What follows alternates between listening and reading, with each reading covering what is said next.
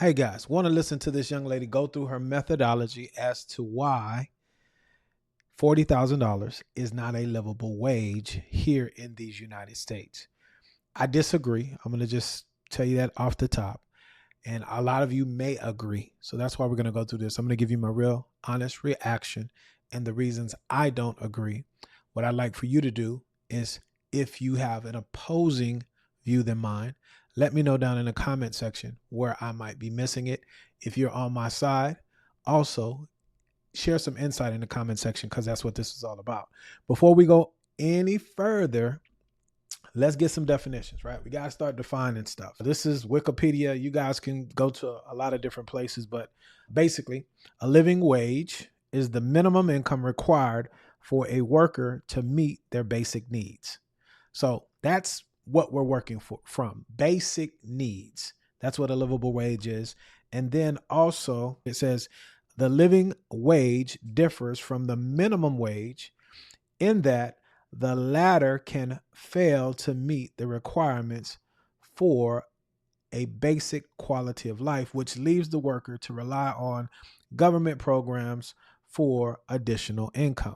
Salary is not a livable wage. It's living paycheck to paycheck. Honestly, if it were up to me, if you make less than $50,000 a year, you should be able to qualify for food stamps. I used to make $40,000 a year, and I can say firsthand that it is not a livable wage, even as someone who does not have kids. I had a comment recently on one of my videos from someone who lived in the UK that said that $40,000 in the UK is actually a pretty comfortable wage.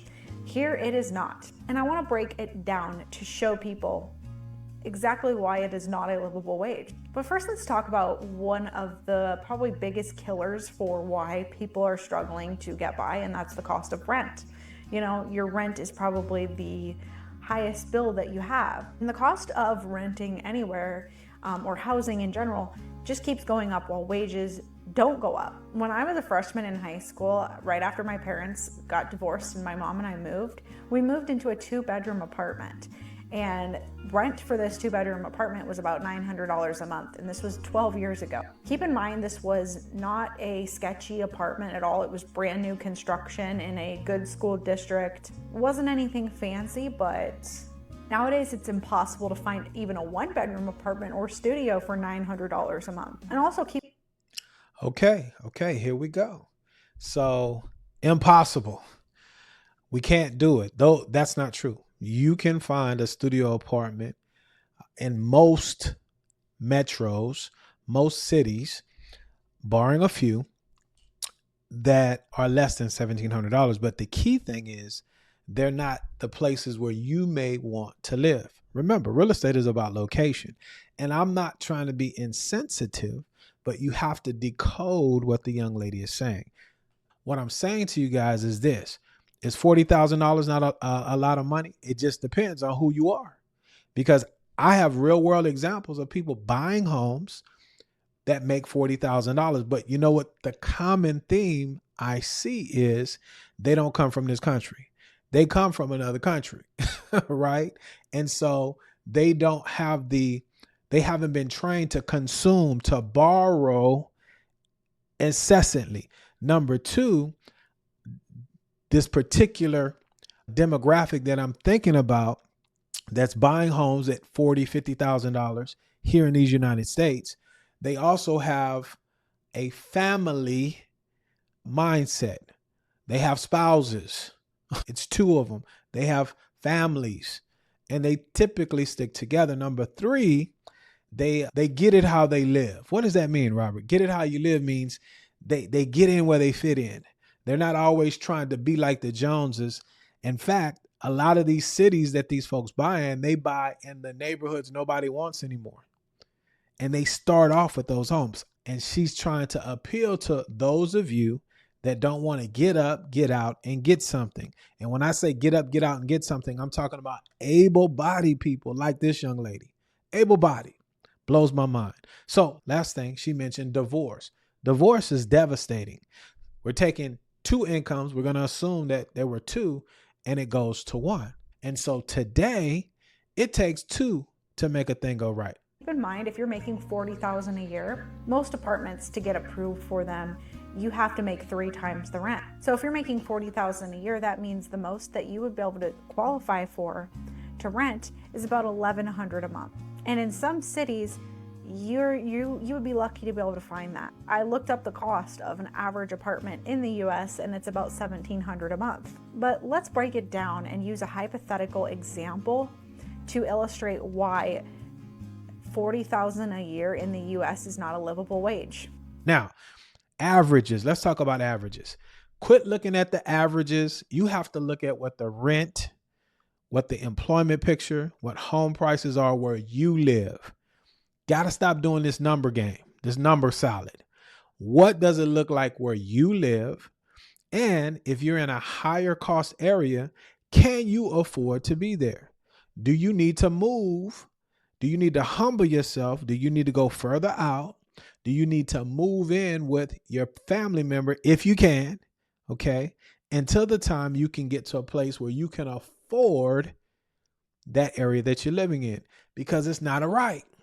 That's what we have to figure here in these United States. You're not entitled to nothing. You got to get up, get out, and get something. And you get paid bi-weekly. When I was making $40,000 a year, that came out to bi-weekly pay of about $1,200 every 2 weeks. So for the sake of this example, we will use that figure. If you average that by month, that's going to be $2,600 a month. Let's say you did manage to find a 1-bedroom apartment for $1,100 a month. So once you pay your rent, you're left with $1,500. Now, usually when you live in an apartment, they also tack on fees and things like that in addition to your rent, like trash fees and whatnot. So let's say with your apartment, it's an additional $100. So that leaves you with $1,400. Then let's say you spend about $100 a month on utilities for the apartment, like electricity, gas, whatever. Let's say that's about $100. So that leaves you with $1,300. Am I doing math in my head correctly? Let's say you have a student loan payment because you were told to go to college,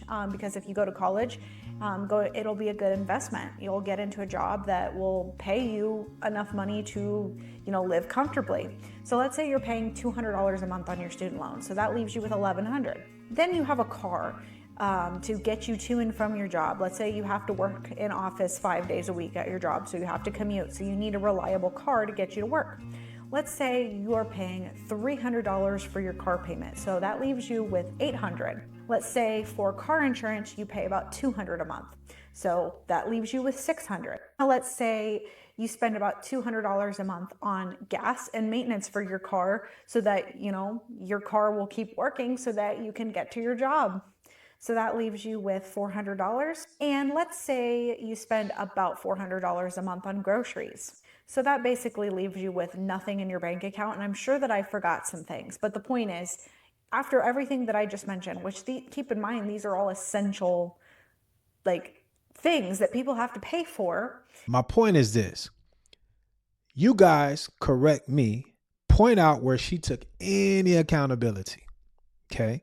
She just mentioned in her budget that she went through in her mind, let's saying, okay, that all the money's gone at the end of the month.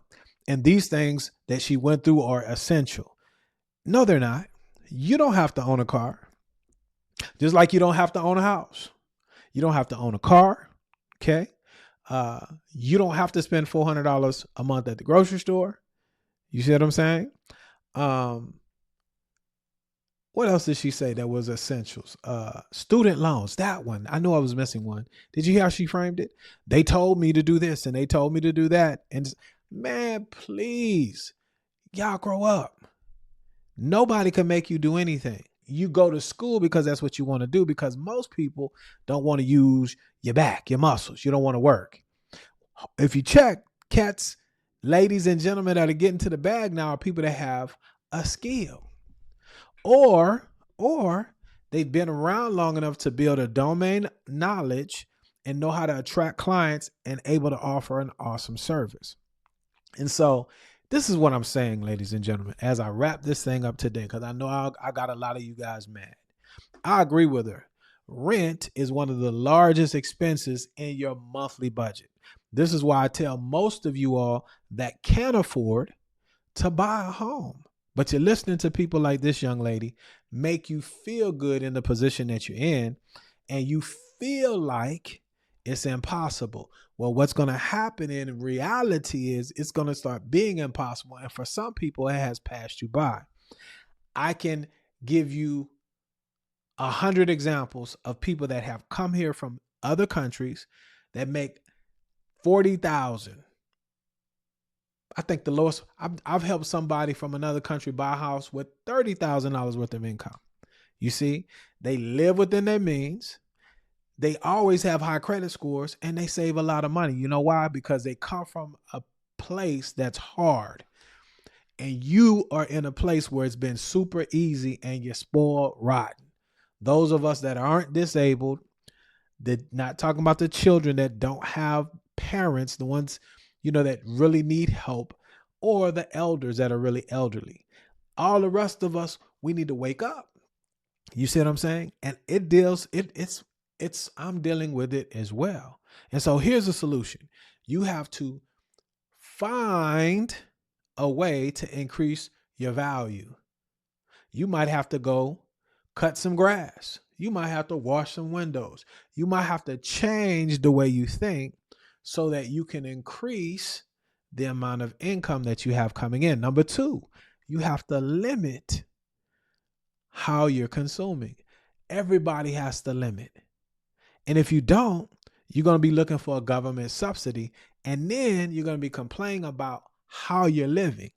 If I've not offended you and you say, you know what, Robert, to your point, rent is high. I'm tired of paying this high rent. And I've been renting for 5, 10, 15 years. That's 100% interest because you just consumed your shelter. You got your shelter, but you have nothing else. You have no control over the asset, right? If you're tired of that and you say, I'm ready to reach out and have a conversation with somebody, well, I like to throw my name in the hat. I've been doing this 20 plus years. My NMLS license number is 180100. And you can have a free 15-minute consultation. If you're not ready, watch these next 2 videos. I've curated them myself for you to help you continue your education. Be good to one another. Let grace abound. You guys stay blessed. Yeah, I'll say that. Indeed.